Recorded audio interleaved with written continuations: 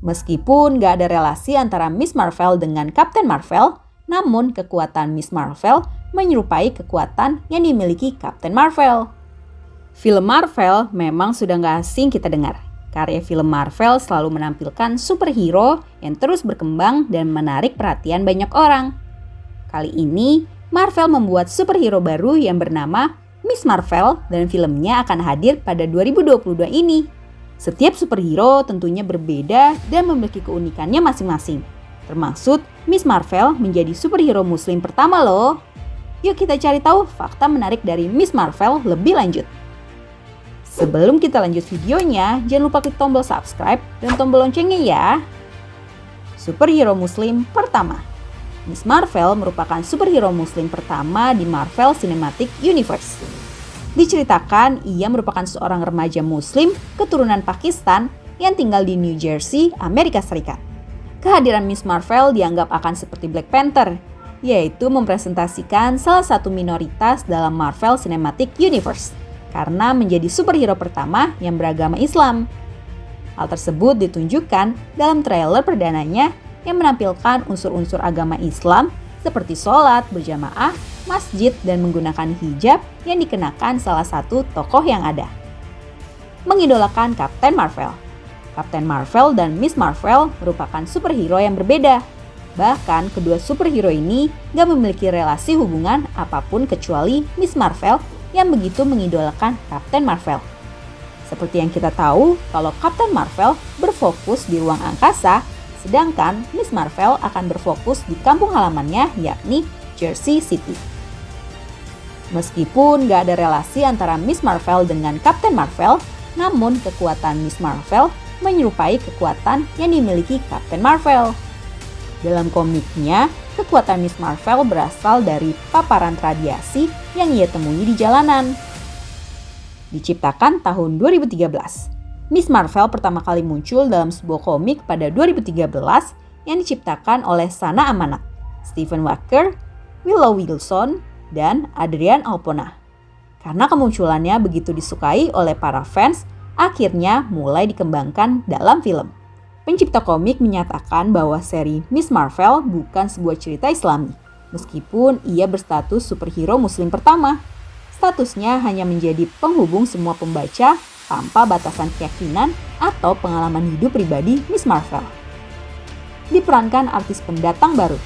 Pendatang baru Iman Vellani memenangkan peran Miss Marvel setelah pencarian ekstensif oleh Marvel Studios. Ia merupakan kelahiran 2002 keturunan Pakistan Kanada yang baru saja terjun ke dunia akting dan peran Miss Marvel menjadi debut akting pertamanya. Iman Vellani merupakan artis perempuan muslim keturunan Asia Selatan. Orang tuanya merupakan orang Pakistan dan imigran dari Pakistan ke Kanada. Dalam bidang pendidikan, ia lulus dari Unionville High School Regional York yang menjadi anggota komite TIFF Next Wave di Festival Film Internasional Toronto 2019. Jadi semakin gak sabar untuk nonton film Miss Marvel ini kan? Itulah beberapa fakta menarik dari Miss Marvel berdasarkan beberapa sumber. Sekarang kita intip si superhero Marvel Shang-Chi yuk. Kids, siapa nih yang suka nonton film superhero?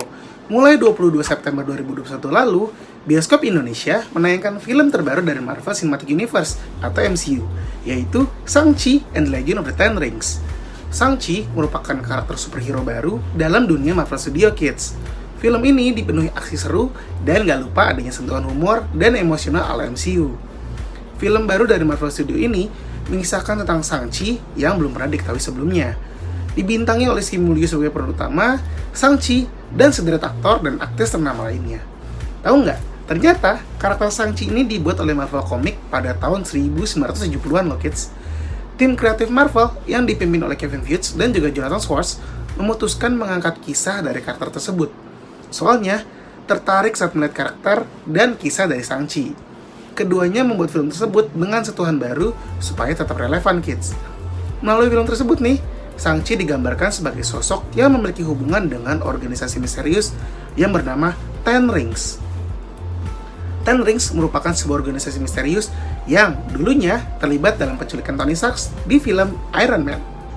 Pada akhirnya, sosok di balik organisasi tersebut terungkap dan dikenal sebagai The Mandarin. dalam film Iron Man 3. Film tersebut mengejutkan penonton dengan fakta bahwa The Mandarin sebenarnya tokoh palsu yang diperankan oleh aktor bayaran yang bernama Trevor Slattery. Nah kids, film tersebut mengajak para penonton untuk melihat kembali sejarah dan tokoh di balik Tenrix sebenarnya, yang merupakan ayah Shang-Chi, yaitu Su Wenwu. Salah satu keunikan dari film Shang-Chi, hubungan yang rumit antara ayah dan anak. Ketika dewasa, anak tersebut harus melawan ayahnya. Nggak hanya itu, film tersebut juga menampilkan elemen unik dari Asia berupa seni bela diri, kungfu, wushu, muay thai, hong chuan, silat, krav maga, dan juga jiu-jitsu. Menurut sutradara Destin Daniel Cretton, film tersebut dibuat dengan tujuan menghormati betapa besarnya seni bela diri di dunia perfilman. Setiap adegan pada film Shang-Chi and the Legend of the Ten Rings memiliki kisah yang unik dan otentik dengan karakternya. Film Shang-Chi and the Legend of the Ten Rings menjadikan Marvel Studios menyajikan film inspiratif, nggak terduga, dan terasa dekat dengan nilai-nilai masyarakat Asia. Nah kids, pastikan saat berkunjung tetap mematuhi protokol kesehatan jika ingin menonton film Shang-Chi and the Legend of the Ten Rings di bioskop ya kids. Nah, selain karena film yang keren, beberapa pengisi soundtracknya penyanyi dari Indonesia loh kids. Penasaran? Yuk, kita cari tahu lebih jauh. Kids, dua penyanyi Indonesia yang berkarir di Amerika Serikat, Kak Brian Emmanuel atau Rich Brian, dan juga Kak Niki Zevanya alias Niki, ikut mengisi soundtrack film terbaru Marvel Studios loh. Lagu Kak Brian dan Kak Niki Zevanya mengisi soundtrack film Shang-Chi and the Legend of the Ten Rings. Album yang berjudul Shang-Chi and the Legend of the Ten Rings di album menggait 88 Rising sebagai produser eksekutif. Nih, sekedar informasi ya, Kak Brian dan Kak Niki masuk dalam label rekaman musik Amerika Serikat 88 Rising.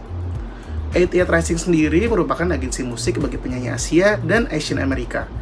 Album tersebut dirilis di seluruh dunia bersama dengan tulisan Global Film Marvel Studios Shang-Chi and the Legend of the Ten Rings pada tanggal 3 September kemarin. Sebelum kita lanjut videonya, jangan lupa klik tombol subscribe dan juga tombol loncengnya ya. Nggak hanya Rich Brian dan Niki, album tersebut juga turut melibatkan penyanyi dan rapper ternama lainnya. Nama-nama tersebut seperti Anderson .Paak, Sway Lee, Jane Aiko, Mark Twain, Sway T, Audrey Nuna, Guapdel 4000, Warren Hu, KC21 Savage, Rick Ross, DJ Snake, dan deretan penyanyi lainnya. Para musisi ini berkolaborasi dengan sutradara dari film Shang-Chi, Destin Daniel Cretton, yang menjadi produser eksekutif. Proyek musik ini menghadirkan deretan generasi terbaru penyanyi Asia dari seluruh dunia. 88 Rising menggunakan latar belakang San Francisco yang sekaligus menjadi latar dari film tersebut nih kids. Layaknya film Shang-Chi, album soundtrack ini juga mengacu pada tema yang universal tentang keluarga. Menurut pendiri 88 Rising, Sean Miyashiro, album ini ingin membawa para penyanyi untuk bersatu dan menceritakan kisah tentang cinta sejati dan kenangan saat seorang tumbuh dewasa, serta menceritakan mengenai kedekatan seorang anak dengan seorang ibu yang selalu ada untuk anaknya. Album ini juga merupakan bentuk apresiasi untuk pengorbanan dan dedikasi para ibu yang senantiasa memberikan kita, anak-anaknya, kesempatan untuk menjadi orang yang lebih baik. 88 Rising menghubungkannya album ini dengan tema dari film itu sendiri, yaitu tentang keluarga dan keberanian. Wah, keren banget ya kids! Siapa yang sudah dengerin lagu ini? Atau ada yang udah gak sabar untuk nonton film ini? Sampai di sini dulu ya videonya. Jangan lupa like, komen, subscribe, dan share ke teman-teman lainnya ya kids. Bye-bye!